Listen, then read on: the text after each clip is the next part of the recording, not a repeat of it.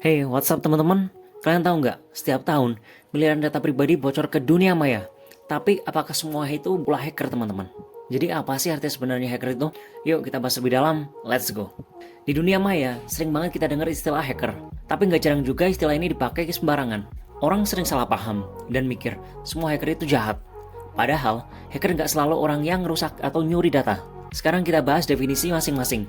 Pertama, hacker. Secara umum, seorang yang ahli dalam komputer atau teknologi, khususnya dalam hal keamanan.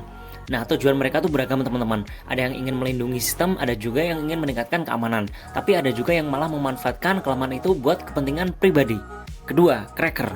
Di sisi lain, ada mereka yang sengaja secara spesifik ingin merusak atau mengambil keuntungan dengan menyerang sistem tanpa izin.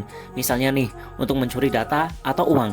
Bisa dibilang, cracker adalah bagian dari hacker, tapi dengan niat negatif. Nah, ini dia yang bikin hacker sering dicap negatif teman-teman. Padahal tidak semua hacker itu berniat buruk.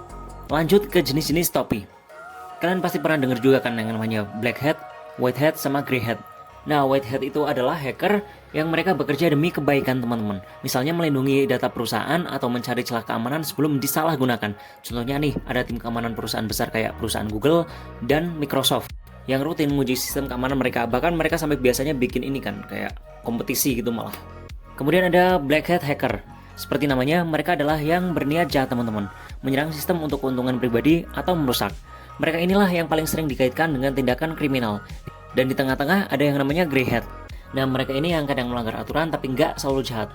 Misalnya nih, mereka menemukan celah keamanan di sebuah sistem dan memberitahukannya ke pemilik, tapi tanpa izin dulu di awal gitu. Jadi waktu mereka melakukan penetration testing, mereka nggak izin dulu. Tapi waktu udah sampai hasil, mereka baru izin. Nah, itu biasanya grey hat hacker. Koreksi kalau saya salah. Nah, jadi perbedaan utamanya adalah niat dan dampak dari tindakan mereka teman-teman. Kalau white hat hacker sering jadi pahlawan di balik layar, melindungi kita dari ancaman online yang tidak terlihat. Kalau black hat hacker, sebaliknya mereka itu yang ancaman yang membuat sistem itu harus ditingkatkan untuk menjadi semakin kuat. Ya nggak bisa dibilang simbiosis mutualisme juga gitu ya. Tetap parasitisme kan, gimana pun juga kan white hat tetap dia yang kena sama bosnya gitu.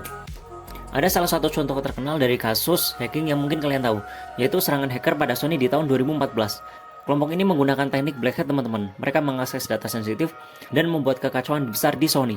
Tapi di sisi lain, white hat hacker seperti mereka yang bekerja di lembaga keamanan cyber terus berinovasi untuk mencegah serangan seperti itu teman-teman. Jadi setelah mereka diserang, ya pasti ya gimana pun juga kalau udah diserang pasti bangun lagi gitu kan. Mau nggak mau gitu, apalagi sekelas Sony kan. Nah, jadi teman-teman, nggak semua hacker itu jahat ya. Ada hacker, ada pricker, ada cracker. Ini ya yang membedakan mereka itu adalah niat dan tindakan mereka. Nah, kalau kalian punya pendapat atau mau diskusi soal topik ini, langsung aja tulis di bawah teman-teman. Dan kalau kalian suka pembahasan ini, jangan ragu buat like, komen, dan subscribe biar nggak ketinggalan konten-konten tentang hacking dan cyber security lainnya.